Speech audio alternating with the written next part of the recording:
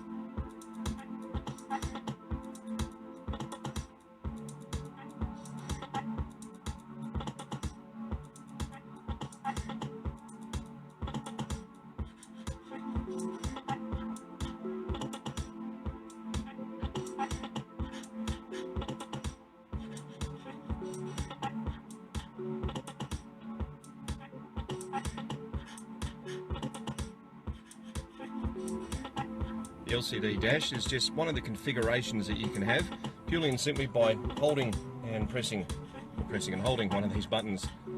You get then the different choices of information on the screen. Works on the other side as well, and if we go to, let's say, energy, then tells you the kind of energy usage you've been achieving. I've preferred to leave that on the other side. It just gives you a little bit of a visual representation of what the car's been doing, and when the car's underway you actually get your speedo numbers on there.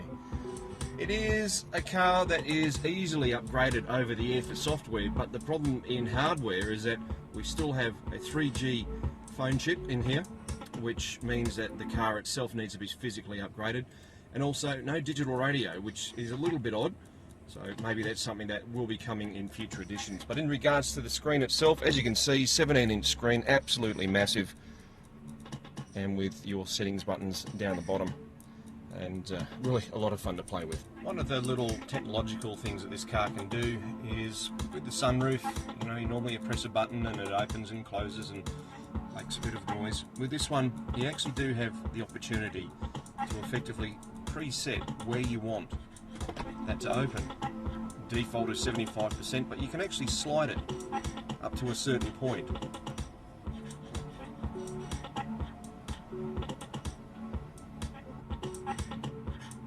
Just makes it a little bit easier in regards to getting it exactly where you want it to be. And with the built-in Google Maps, like anything on a touchscreen, pinch, zoom, and rotate.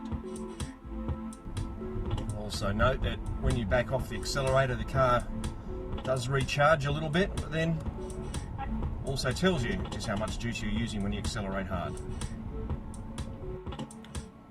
Here in Australia we do get cold weather, maybe not to the extremes the North American continent will, but should we do, we can choose to have all 5 seats, window, and the steering wheel heated as well.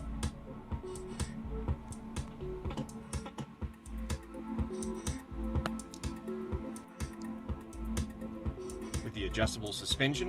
You can see you can got the full settings. We go to very high from standard. The car thinks about it, tells you on the screen what it's doing. You can actually see it at the front of the car as it does so. And if we go back to standard,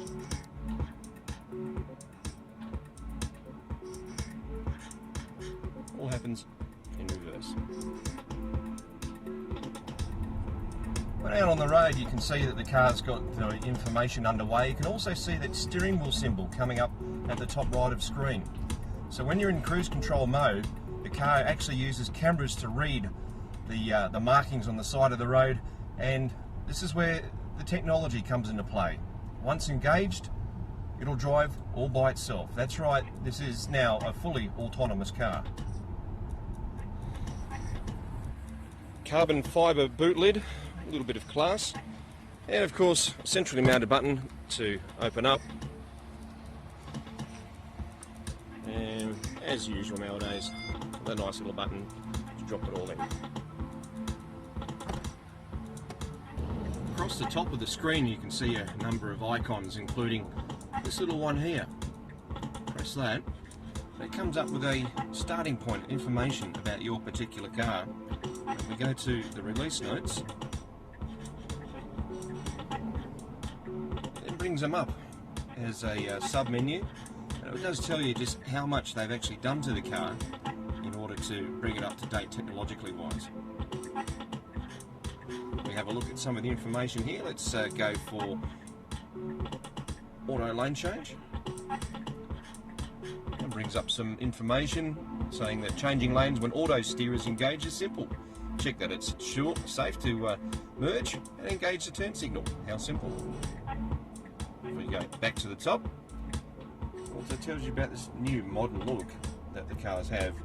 Now you can scroll through and get all the information that you need on here as well. Certainly quite a lot of information that the car has built in, and certainly by having such a large screen makes things so much easier to read and digest. And interesting to know that when auto steer is available but not active, it goes grey. But when it's blue, that's when you're on the freeway in cruise control mode, you're right to go. With cruise control mode engaged, as you can see, we're sitting at indicator 105. We've also got this little display over to the left-hand side. It gives you an indication of just how many car lengths the system will let you adjust to. So we can be doing the one speed, and if the car in front slows down, then we've got choices of just how far behind that car we wish to be.